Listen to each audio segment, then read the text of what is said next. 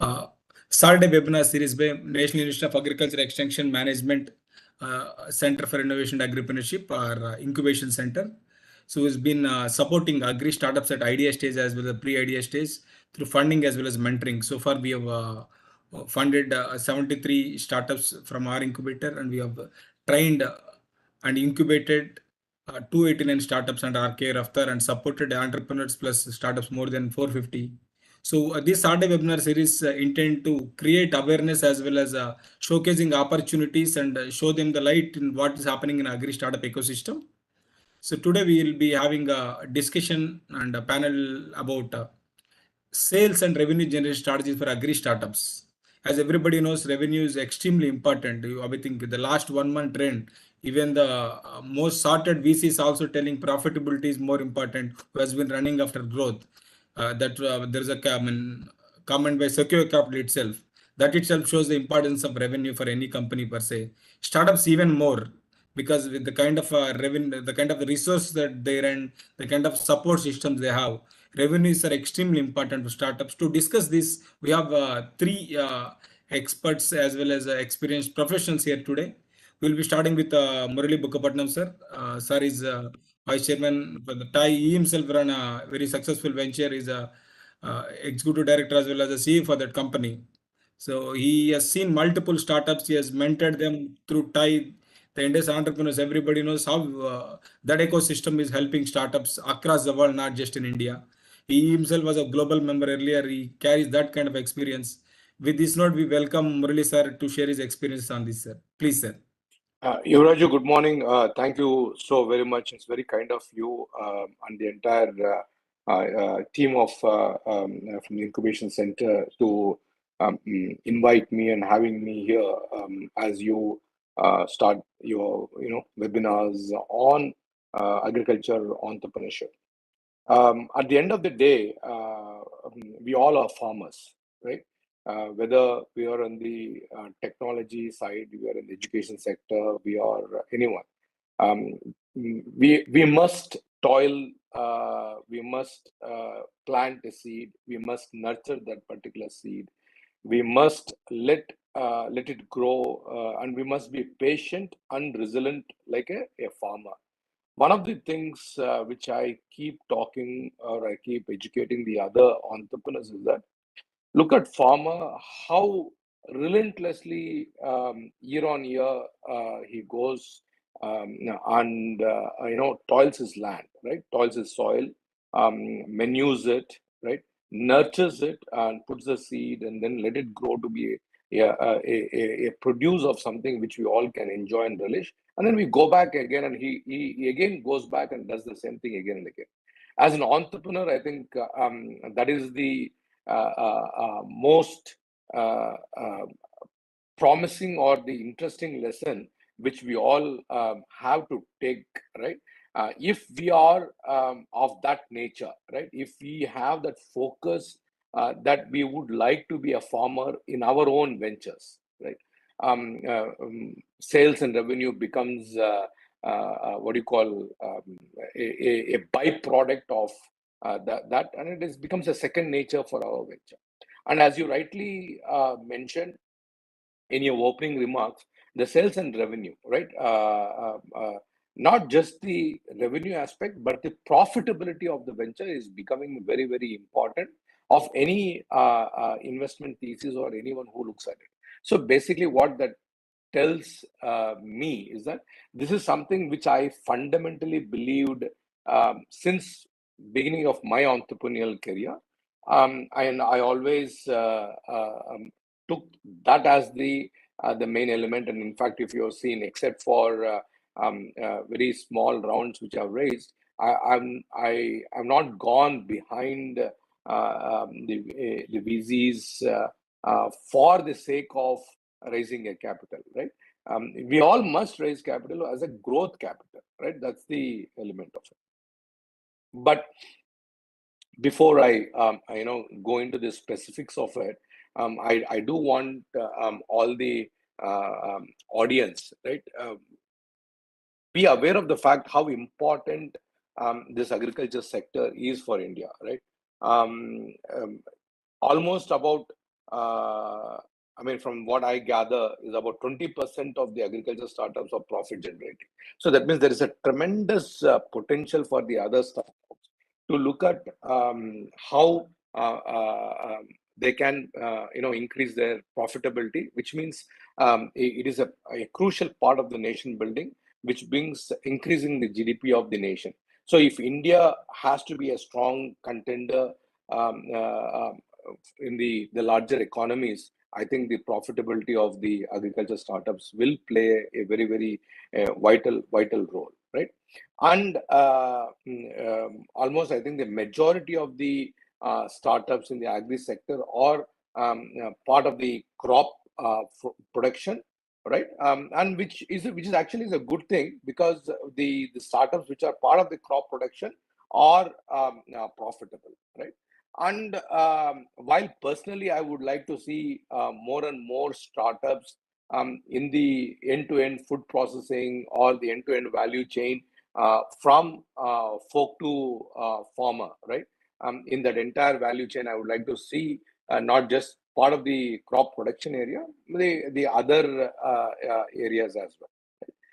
It's good to notice that quite a few organizations have come forward with the various incubators, accelerators, including your own, and funding the agri startups right at the nascent idea stage, the napkin stage, what we would call it, to where they're generating the revenues per se, right? I mean, I'm just trying to name one of the VCs, because I know this particular fund quite well. It is Aspada. I think they do a good job in promoting. It's not that others don't do. I just happen to know Aspada a little closer than others. And at a much higher level, at the growth level, I think Robo equity funders, I think they do a little better job, right? So with that, I do want to go into a little bit more details, right? Why the revenue and the sales are very, very important, right? I see. As I mentioned in my remarks a couple of minutes ago, if India were to become the largest economy or one of the larger economies in the world, agriculture will play an important role, right? Not from the revenue per se, but also from the profitable per se, right? The two larger economies which are very, very strong in the agri would be United States of America, and then comes India, right? So which means that India has a very huge opportunity, right? Now, since Yuvraj asked me to talk in particular about various strategies in generation of sales and revenue, I think I would want to differentiate between two different factors, right? One is a controllable factor, and the other one is a non-controllable factor. See, for me, for any startup to generate any revenue, they have to invest and look into the aspects of technology, people, and what I would call as the cash flows. See, as long as you are generating cash flows into the country, into the company, you are deemed to be profitable one time or the other, right? But the most critical element which you as a founder, you as a startup can control is the people.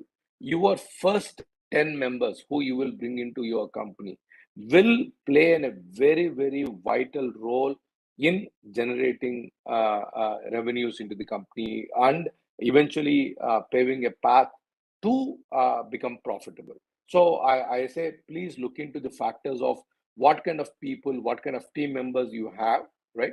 And look at the control mechanisms for your cash flows.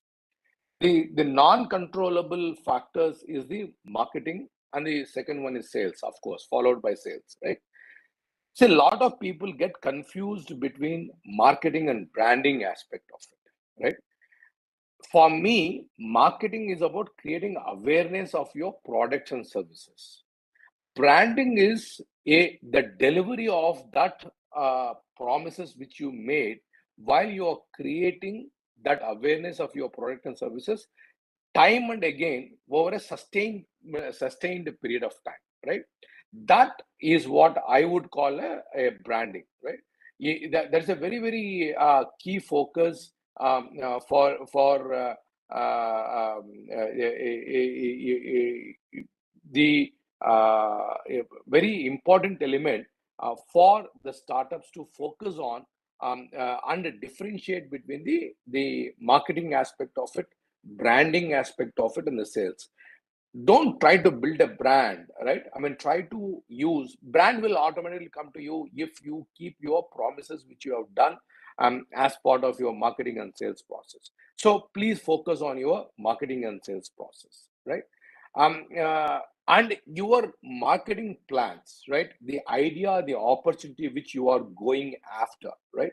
You should be very clear about what is that one particular problem you are trying to solve, and how are you going to solve, and how efficiently you are going to solve that particular problem, right? And if you can figure that out and make that as part of your marketing plan, and if you can effectively communicate, right from your idea stage, right, then I think you'll become very important, right?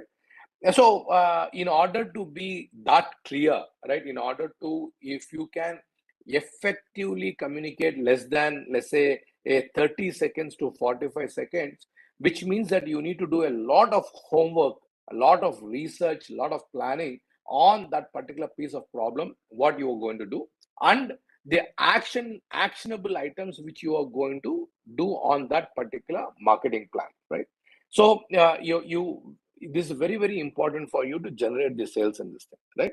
And you need to be crystal clear on who is your target audience, who is the one individual, the group of individuals who's going to buy your agri product, right? I'm not plugging anything, but recently a very good friend of mine, right, she started something called as a millet bank, right?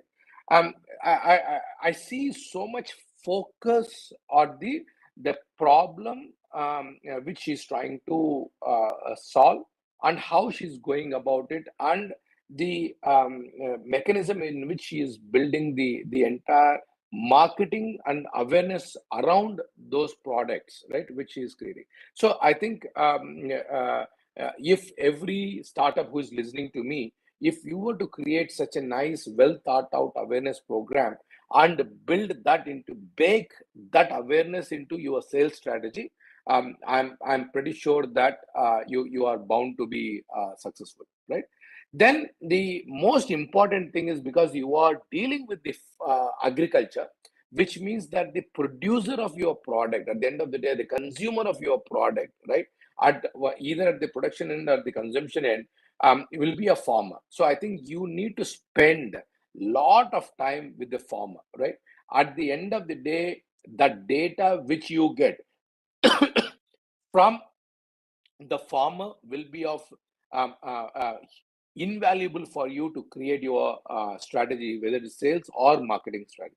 And the data driven approach, if you can make that as a process in your startup, I think it will be much easier for you to take a decision. So which basically means your decision making process makes it extremely successful, right? So again, I'm coming to the top of the my time slot. So I just want to come back to the one element, and that is the focus, right?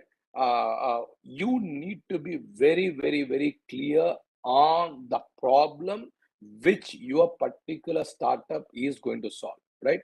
Don't worry about multiple people trying to solve that problem. There are multiple dosa vendors in the city, but we all give business to those multiple vendors. So a farmer will also give that business to multiple startups, because at one point of time, we need a different flavor for that same problem.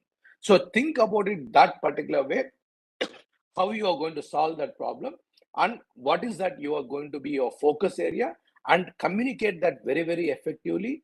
Create a mechanism in which that communication is sustained, and you are solving that problem the way you communicate. With that, I will stop here, and we can pick it back up during the Q&A part of it, Yuvraju.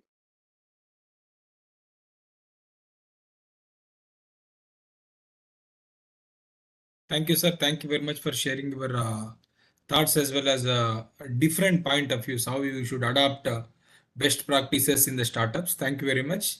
So with this, we'll move to our next speaker for today. Tamal Chatterjee, who is the head of marketing for Seeds Farm. Seeds Farm is one of the well-known and so leading dairy companies as well as startups in not just in Hyderabad, but they're supporting multiple farmers, not just they're doing business. They're supporting micro level entrepreneurs, encouraging them to produce chemical free milk, the chemical residue free, I would rather call it. So how they are projecting, because there's so many companies are coming in terms of traditional dairy companies are there, new age startups like Country Delight, those kind of people are there. How Sid Farm is differentiating, how they are doing this as a case study, you would like to do it here. Of course, sir will be able to share his own personal experience also. With this note, we'll welcome Tamal sir. Please, over to you. Thank you so much, Yuvraju. I would like to thank Murliji for such a in-depth, insight into what exactly is required for revenue. And I'm eagerly waiting for to listen to Ganeshji also. Having said that, let me take off from where probably Murliji left off. And it's a very critical point. He clearly pointed out the difference between marketing and branding. Me being a marketer, I would like to talk on the marketing aspects of it because it is a very critical thing. So, to quote Peter Drucker, you might have read this somewhere. So, Peter Drucker says that the role of marketing is to make sales redundant. Okay. So when I say that, do I mean that sales is not an important function? Sales is definitely an important function. But what he meant there was that marketing should actually prepare your market. It should prepare your customers that they are so prepared that you don't really have to hard sell your produce to them. Okay. So they already know what the benefits are. They already know what exactly to expect out of your product or your produce, and they are ready to become your customers. So that is the role of marketing. So having said that, I would probably want to touch upon a couple of other key elements, not very different from what Murliji said, but probably we'll try to flesh it out slightly more. So we would talk about positioning and the ensuing sales, first things. And then probably we would address or try to talk about another critical question that arises somewhere in the entire life cycle of a startup is about scaling, how to scale. Okay. So when I talk about positioning, we might come up with a wonderful product. We might think that we are going to change the world with this.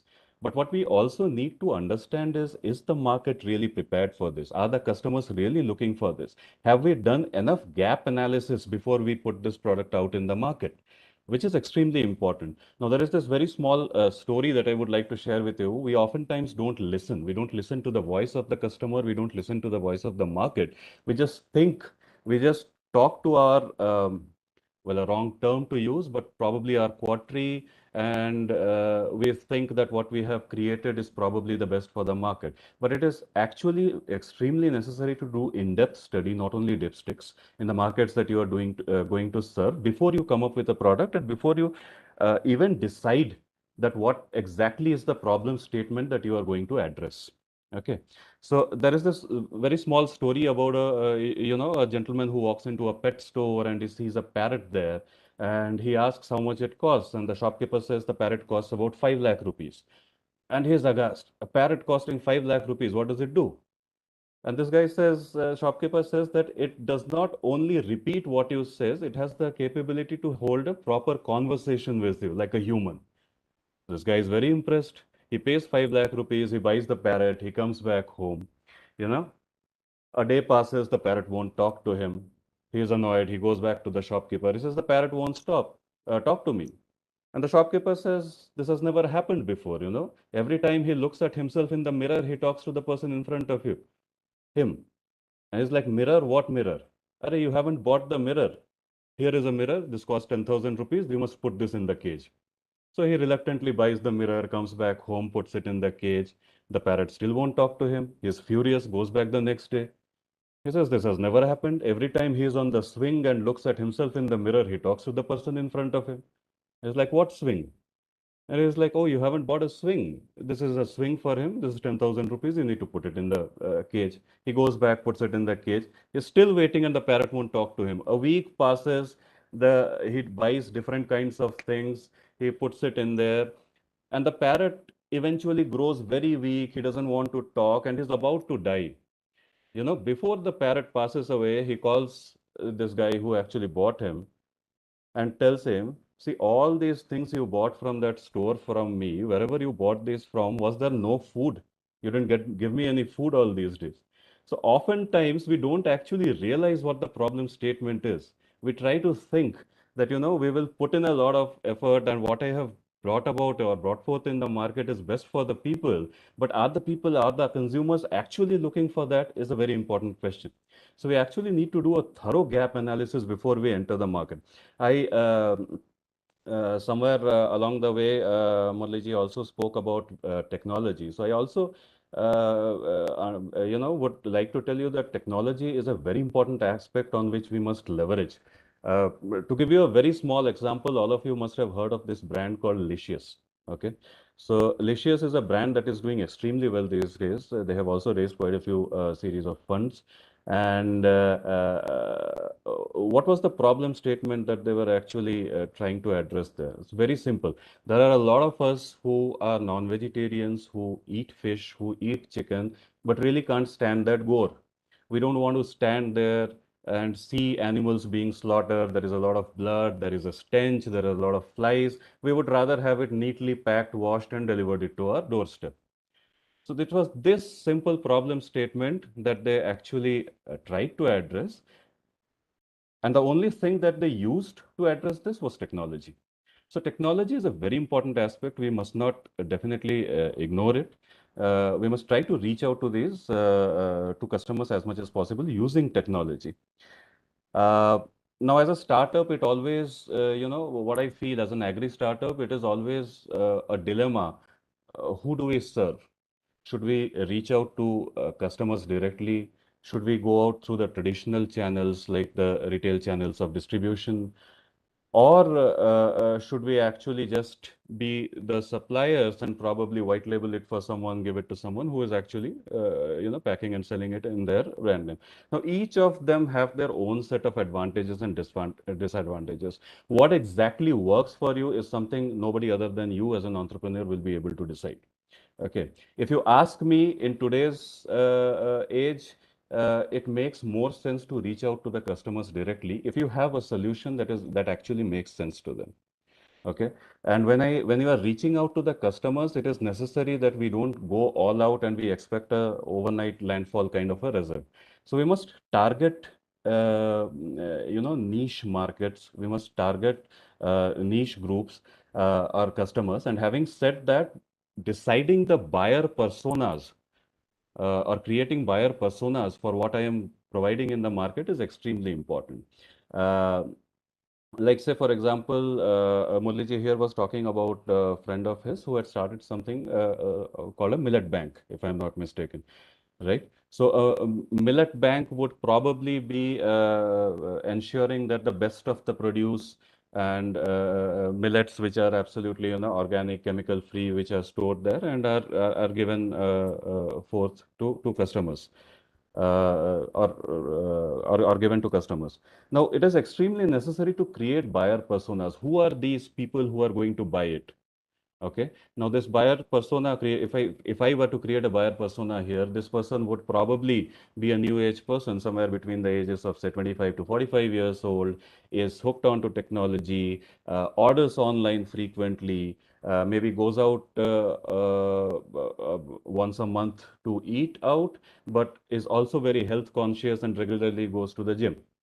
Okay, a person like this who is concerned about his family, concerned about his own health, would want to have a produce which is more or less, chemical free, and would want it delivered at their doorstep. So creating these buyer personas is extremely important. Um, Oftentimes, what also happens is revenue generation, like I said, that is, it's not exactly, it's a gradual process, like, right? So you cannot expect a landfall kind of a year in day one. Okay. So it's a gradual strategy. It is important not to give up. What is most important, I feel here, is persistence. You should not give up. I mean, there is something in marketing we call a PAS strategy. A PAS strategy is basically a problem, agitation, and solution kind of a strategy. So there might not be, your customer might not have a problem right now, but if he faces that problem, he would be agitated and he would provide that solution.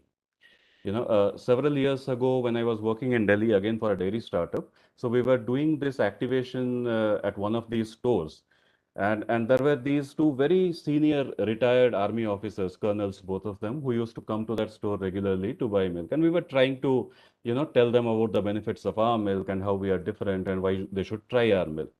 Now, one of them was adventurous. He took the milk. He came back the next day and he was ecstatic. He was ecstatic. He was like, after ages, I have found a milk that is so pure. Give me a white sheet of paper. I would like to write to your MD about how happy I am that he has introduced this milk in the Delhi markets. The other gentleman, how much ever we persuaded, we did a whole 7-day campaign out there. How much ever we persuaded, we just could not get through to him. Just could not get through to him. So his thing was, he was buying another leading brand and he had been using it for the last 15 years.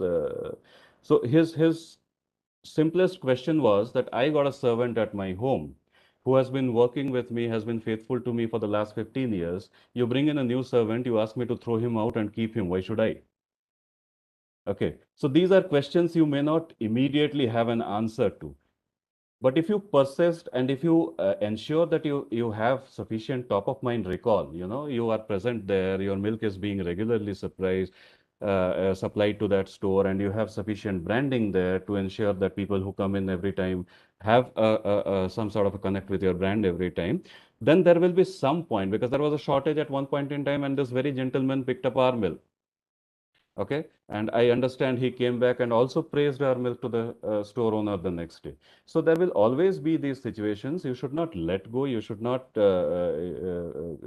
think that if people are not accepting it, what will happen and things like that. There will always be a segment of people who might not need it right now, but a situation would arise. Our job is to persist. Our job is to keep persisting. And again, having said that, another very strong statement, so to say, uh, you might have read it somewhere too, is that only the paranoid survive.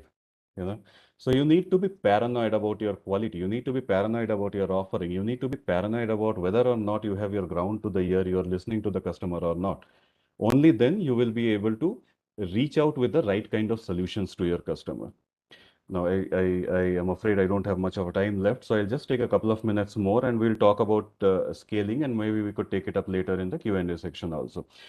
So when I talk about scaling, when it comes to scaling, most startups, when it comes to agri-produce, most startups have this eternal dilemma when it comes to scaling up, that should we focus on the quality and producing it and having the control of the produce all in our hands, or should we actually try to get it from outside and ensure that the quality tests are done, and then focus more on marketing and building a brand?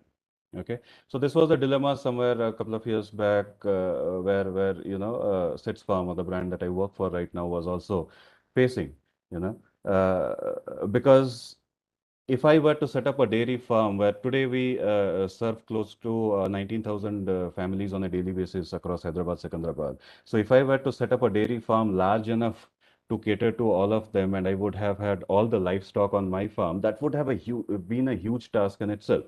Would I have been able to focus so much on marketing? Would I have been able to focus so much on listening to the customer and giving solutions? Maybe not. So that is where we decided to create these satellite farms, which are owned by other farmers, but ensure that we replicate the same kind of best practices or the environment that we do at our farm at their end also, so that the quality of milk that we get is uncompromised, and also it goes through a very stringent set of tests every day, just to ensure that all that we promise is delivered to the customer. Okay. So another thing that we did was we had these exclusive arrangements with all these farmers that we have, that whatever milk you produce, we are going to buy. You are not going to pour milk anywhere else.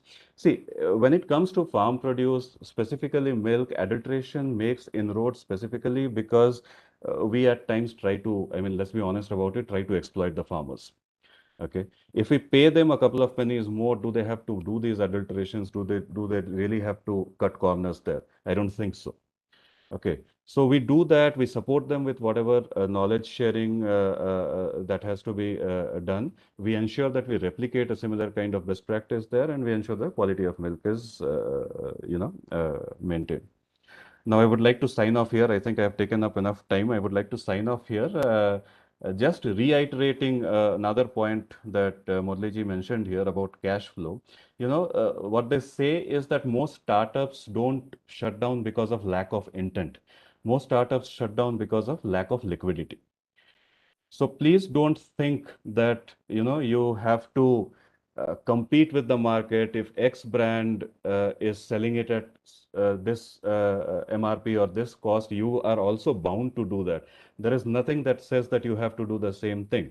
It's an open market, it's for everyone, and there is sufficient space for everyone. If you can create that specific niche for yourself, or you can create that, address that, plug that exact gap that you at the onset of or at the beginning while creating a startup that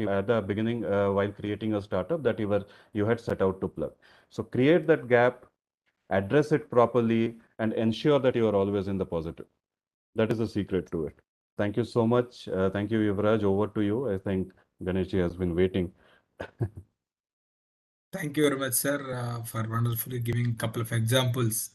So, so that they can easily understand. Sometimes these terms would be, when for newcomers just want to get into businesses, most of our audience would be them. So you made them easy for them to understand the things in a simpler way. So thank you very much. We'll get back to once again we are with the question and answer. Then we'll move on to our next speaker for today. Ganesh here, sir, known to many of us regular managed attendees for our training programs. He's a startup mentor. Is himself a behavioral trainer. He mentored multiple startups, so including Agri-Startups under RKVY-RAFTAAR. So without further delay, I hand it over to you, sir, please.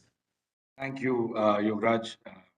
True enough, I think if I didn't look at the list of participants, I'm sure that most of would recognize me and they might have heard a lot of times from me. One good thing that I like about going at the last is because most of the speakers would have covered all that you want to say. So you can probably sum up part and then, the flow go on. So thank you. When the presentation comes on the screen, I think it would come up very clearly that most of the points have been covered, things that I had prepared or probably thought about. I like the way Murli sir metaphorically said we are all farmers.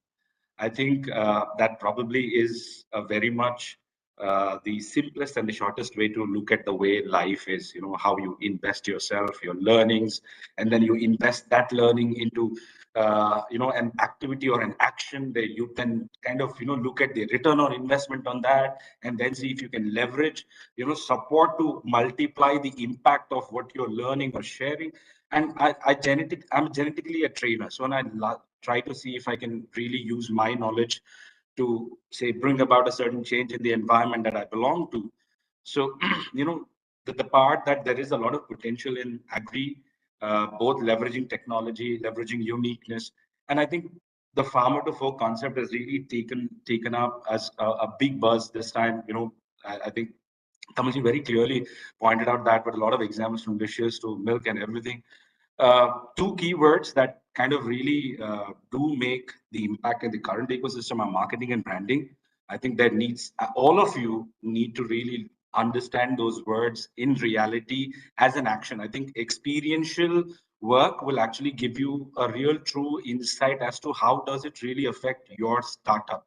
So that those two words that you really need to look at. And I think, with the kind of space that we are around, uniqueness may not be the key right now, but I think your approach should be to scale, which means everybody has a scope. Everybody will get a small piece of a pie that's available in the market. But like Tamalji said, are you able to bring that niche? And then you will have that part of your, the pie for yourself. So that is pretty much there. I'm glad that both of them came top down, considering the kind of role they have, the kind of experiences they have. I'll probably, try to go bottom up as such and try and aggregate the things that both of them said. Word gap analysis, guys, something that I actually observed in recent. Have everything ready-made. They think that by searching data on the laptop, or by searching information on the internet, you would probably be able to say bridge the gap. And I would say I'm really sorry about that. That doesn't happen like that. You have to get down on the ground. You have to really roots. Needs, and then you so it's very important that you kind of look at that, especially when we're talking about sales and revenue, because this is the oxygen, guys. This is your oxygen. Your like both of them said, your idea might be absolutely brilliant. It looks amazing on the paper, but it's not a theoretical presentation. This has to get onto the ground. And when you say that, I believe that there is a certain amount of physical experiential action that is required. I always loved Brian Tracy for his book Psychology of Selling. If you really have a, you can, if you want to look to keep your happy, sad to read. So you know the mindset of the customer. These are elements that you really need to look at. I'll try and see if I can share the presentation, which I wanted to just kind of do. Just give me a moment.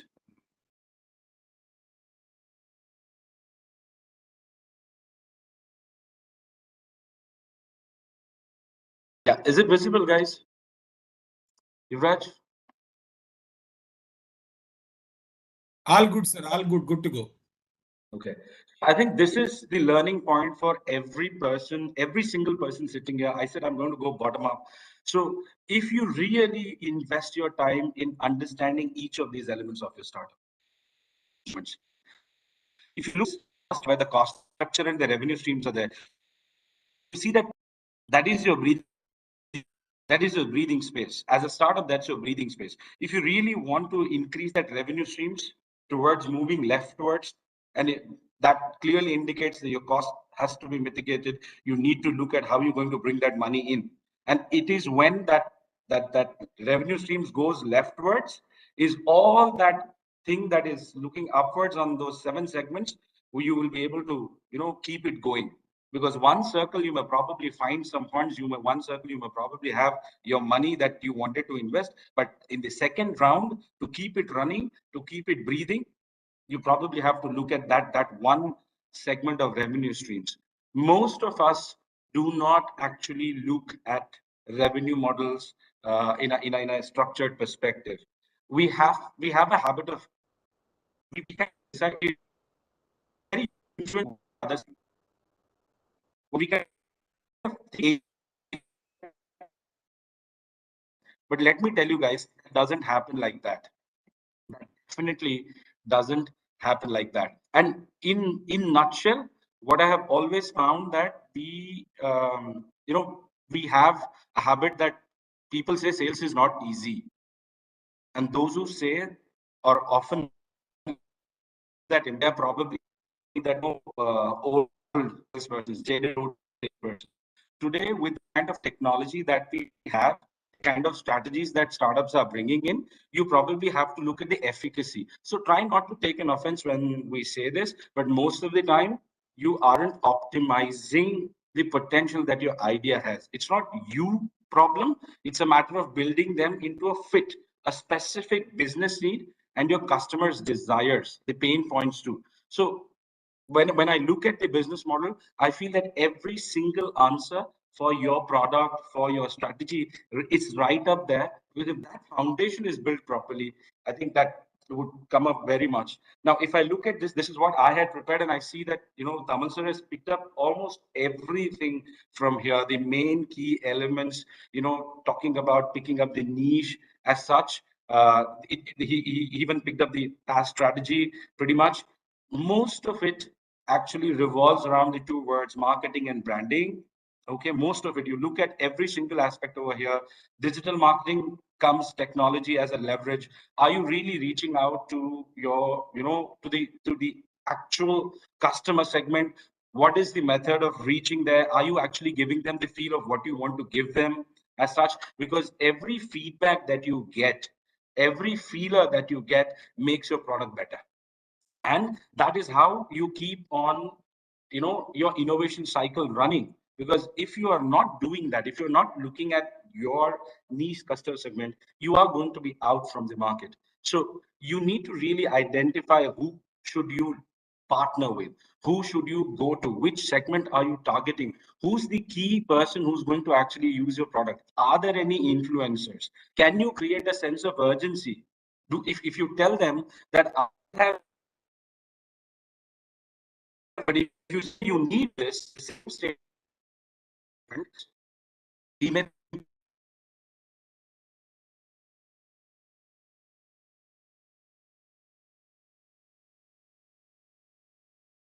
Ganesh sir, I think your video getting stuck. I don't know what's happening with others. Sir, can you please check? We all can hear. Yeah, I think there is a bit of static on Ganesh's side. Yeah. Yes, sir. That's what I felt. First, I thought it's my issues. Then I can see both of you clearly. Ganesh sir, you can switch off your video probably. That would help rendering this PPT as well as your audio. Ganesh sir, can you hear us? Let's do one thing, sir. If, we'll take a couple of questions if till he comes back. So one most important thing many startups need to look at is unit economics. When you are talking about sales and revenue, unit economics are extremely important. I would like to both of you to throw a light upon that. We'll go in the same order, sir. Murali sir followed by Tamal, then Ganesh sir. So please, sir, how important is this unit economics we are doing? Please, sir. How important is breathing to human body, right? Yeah, if yes, one has to stay alive, right? If one has to be keep himself or herself healthy and fit, they need to learn how to breathe properly. And unit economics is that element for any particular business, right? And understanding the finer elements, what constitutes that unit economics is the art, right? You got to be able to figure out your cost of COGS, right? Cost of goods and sales, right? You should be able to figure out your expenditure, which is not coming into your creative part of it, right? The sunk cost, what I call it, right? And then be able to say, okay, this is what my true cost, and am I able to make that, right?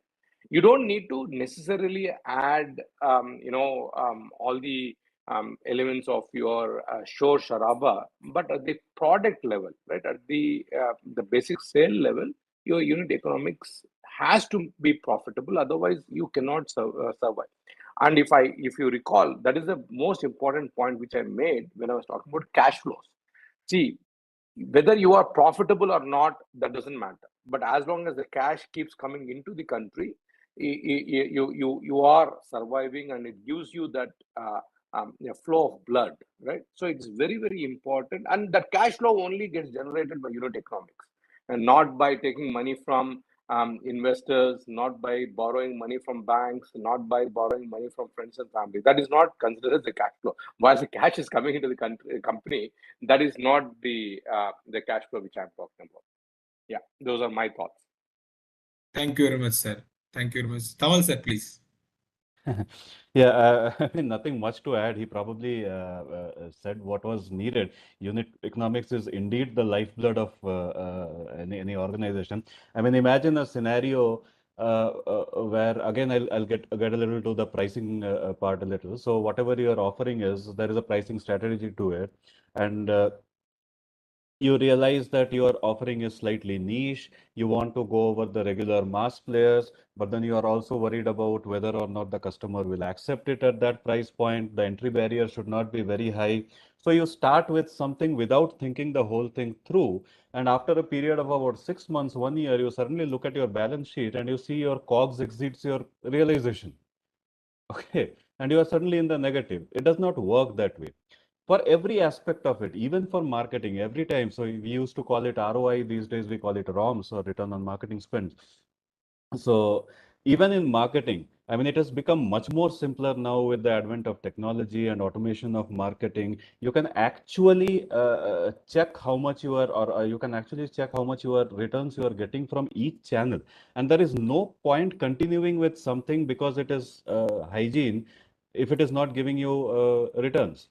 Okay, just to give you a simple example, just because everybody, I mean, it's a very silly example, but if you think about it like a marketer, like say, for example, you are present in a store and you want to put up your posters there, just because everybody is putting up their posters there.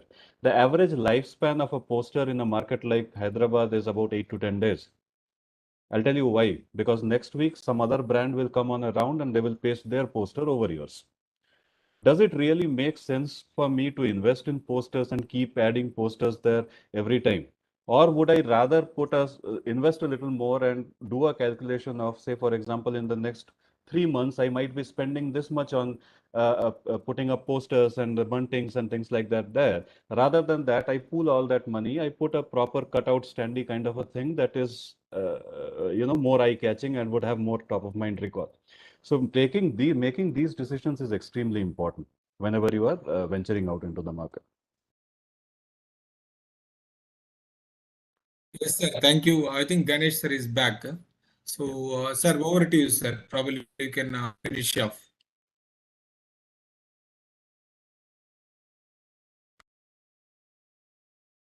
You are on mute, sir. You are on mute. Sorry, I think some tech issue kind of put it across. So guys, I'll just try and put it across in a nutshell. There are a lot of, we were talking about the entire sales strategies, a lot of points that already have been covered. I'll just probably go into the revenue part, revenue models part. Most of us do not look at the models in a structured fashion.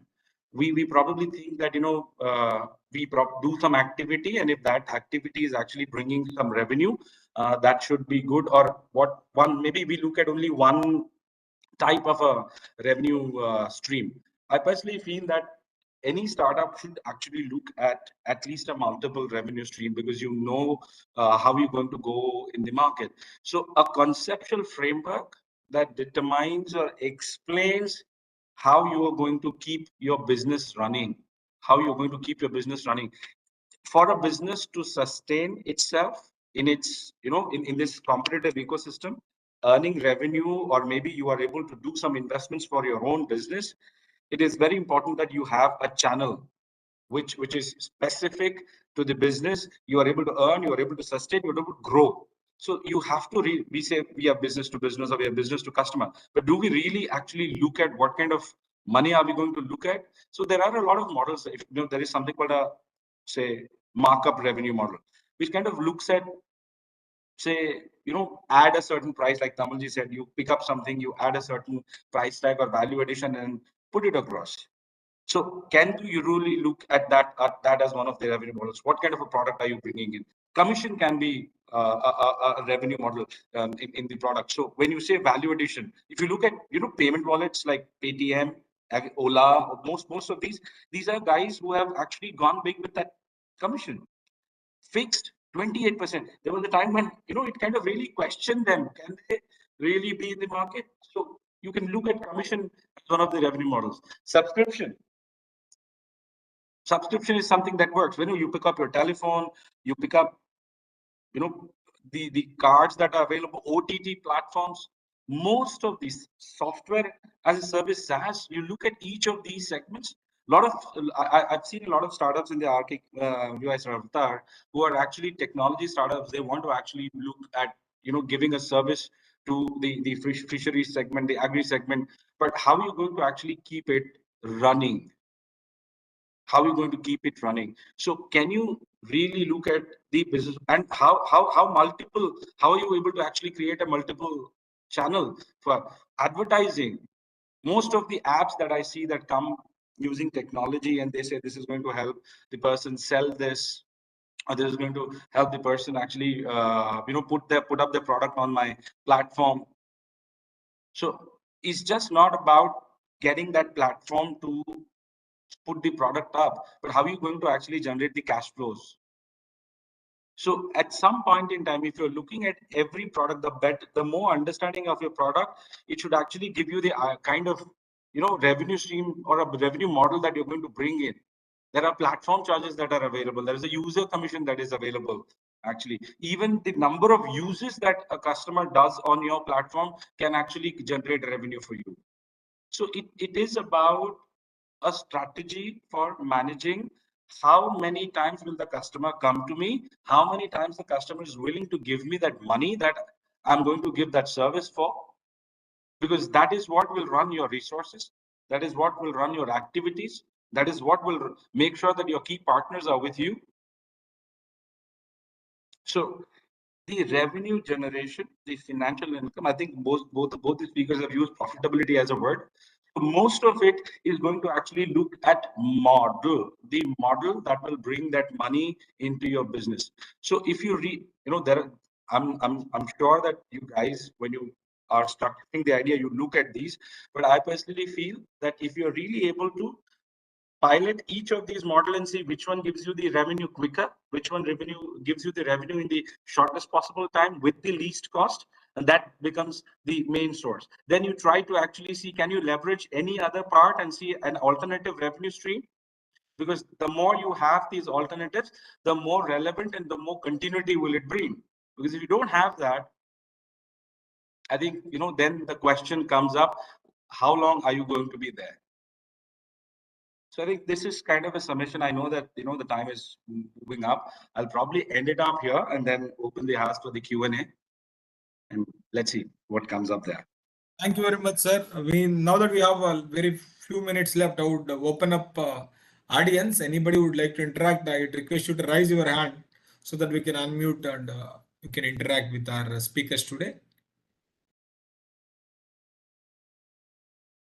So one more question we have in chat, sir. 1 second.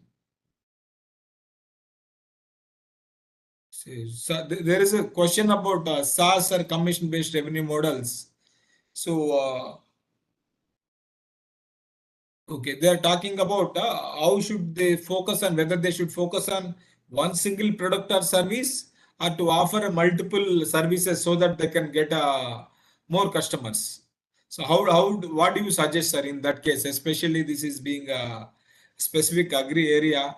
So in general, should I go with the focus one service or one product, push it thoroughly, or offer a bouquet of services where they can get a chance of at least, if not one will click out? Please, sir. Any one of you, sir. Same order. I think Yuvraju, the way I would say, right? See, any SaaS is like a subscription model, right? Which means that everyone, the end customer has to come back and pay for that particular element again and again, right? So if I were to, I think the attendee is very specific about a mobile app, right? Again, I'll go back to what my opening remarks were on the focus of the problem. If the focus of the problem is a particular issue, right? And if it is a particular issue, then it's not a bouquet of services he can offer. It is a one service. For that service, he can charge whatever 10 rupees, 50 rupees, 5,000 rupees a month, or every 3 months, right? Whatever the model, the cycle, the frequency can be.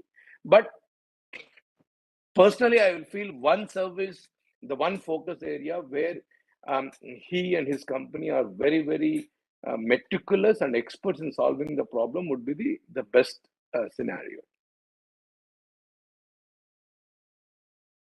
It is like going to like a Salesforce.com and saying that I'm going to buy my ERP, right? I mean, they are in the CRM space, so there is one service, right? CRM, and I'll just pay for it.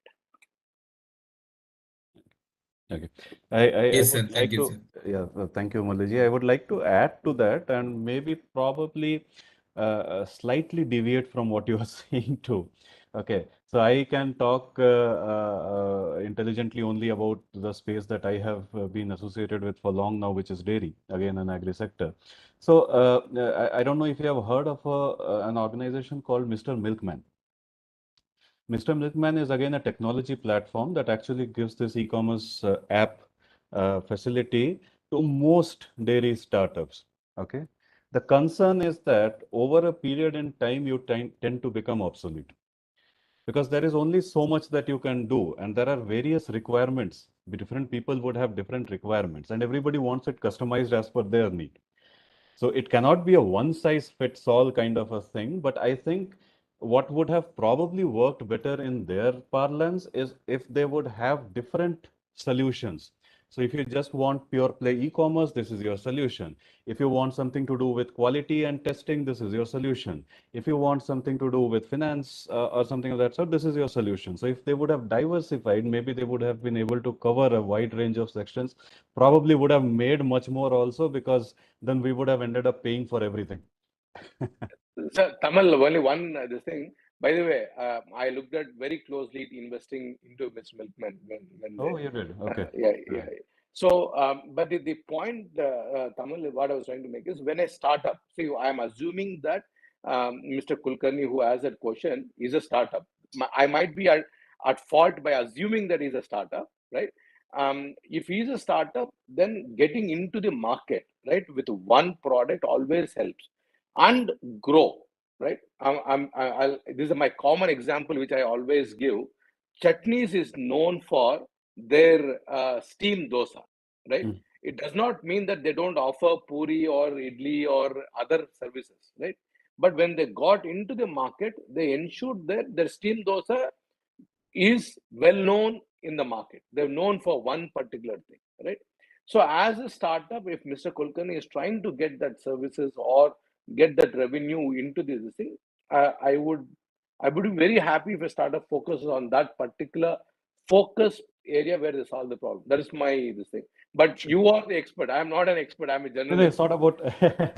No, see, because we are talking on technology, and like I said, that it is very difficult for me to speak intelligently on those grounds. I am more of a salesman, so I would rather take a physical produce and go and sell it.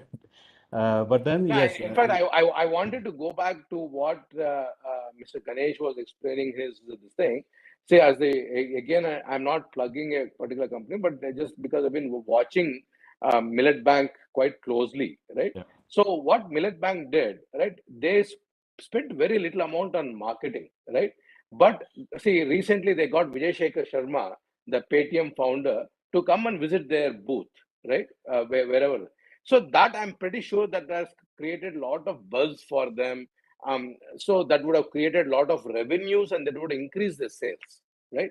So startups have to think little differently to create that awareness. As you rightly pointed out, Tamal, in your this thing, marketing should make sales obsolete, right? So if I'm creating the awareness through such mechanisms, automatically the sales will happen, right? I don't when Peter Tucker or anyone talks about sales being obsolete, that means it should become a natural process. I don't Right. need to do anything. There should not be any friction in the sales, and I think that is what every startup should look at. How do they make the revenue generation and the sales process absolutely frictionless? It should become our second in nature for to buy that product. Correct. I think, thank you. Ganesh sir, yes sir, will. I think, fair enough. Both of them have covered most of the points. I always say this: upsell is in your hands. Cross sell is not. Remember that. Upsell is in your hands. Your product. You know how can you evolve with that product. What is that you can give? But whatever you're giving, it should be relevant. And like I said, at the end of the day, how are you telling about your product? What are you telling about your product? I have it. You need it, or do you have it? It's just that. If you can say it rightly, it definitely reaches the person who is out there as a customer. And use influencers, use creativity. When you say you are a startup, your innovation is what people look at, right? So if you're not innovative, if you're not creative, I don't think you can be in the sales domain for too long. Sales is about being very creative every day.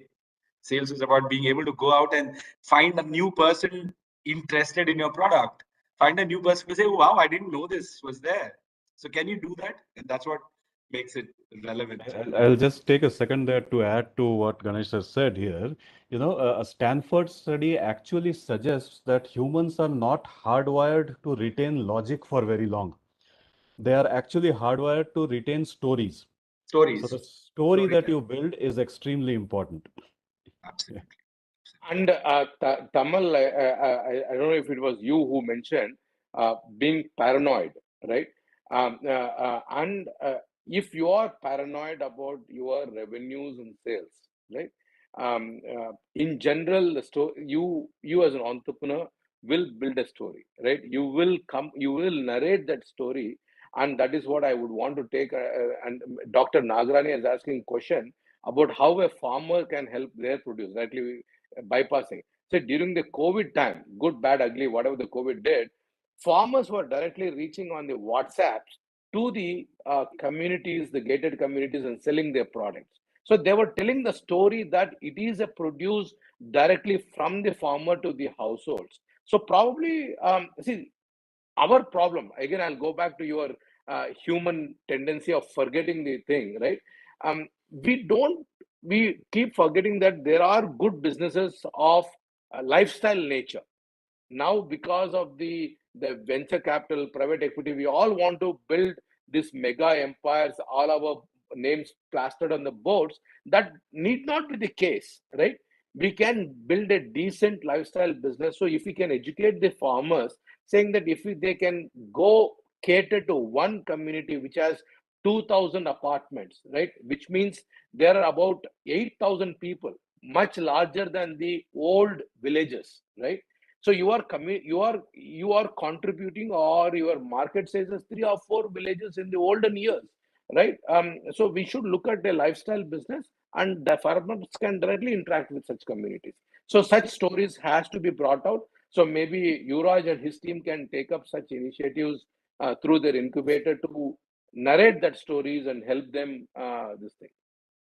Spot on. Thank Spot you. on. Thank you. I remember when I was traveling from Bangalore to, Dharmapuri or some place for a session.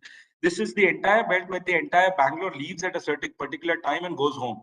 And both both sides of the railway track are small farms, people who do vegetables.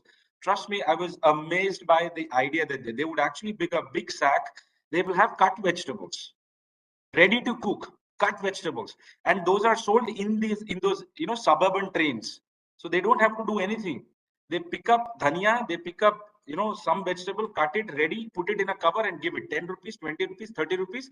And this guy actually takes a season ticket. So by the time the 5th or 6th station is over, he's done with his bag. He's done with his bag and he's off as such. So I think that's where you bring in stories. Yes, sir. Each and every business model has its own innovation. So necessity, they said necessity is mother of invention. We can rephrase it. The innovation is a necessity for each and every startup with their limited budgets. So we would like to thank all our speakers today. We agree that all the startups who are here cannot increase sales by tomorrow. There is no magic wand with us, but what This session would help them to identify, is there any area they are not addressing? Is there any gap they can pick up and take it to the next level? There are some of the questions were there around how can I increase my sales? So we cannot answer that in a single question. We should know your business model, see the entire session. Everything is available on YouTube forever. As long as they're on the YouTube. So you can see that. So anything is there. We have given the mail IDs of all the speakers. You can write to them. You can connect through Manage also. We'd like to thank Murali sir, Tamal, as well as Ganesh sir being here. So sharing their vast experience and the insights. Thank you very much, sir. We would like to thank our Director General Manager, Director Agriculture Exchange, Dr. Saravanan Raj, our entire team, and Neha Sinu behind this. So we'll be coming out to the next week, supply chain management in agriculture. It's opportunity for the startups and challenges. Next week, this around same time at 11 o'clock. Thank you very much. Anybody who would not be able to take up the questions, please write to us. We'll be able to address that through our panel. Thank you very much. Have a great day ahead, sir.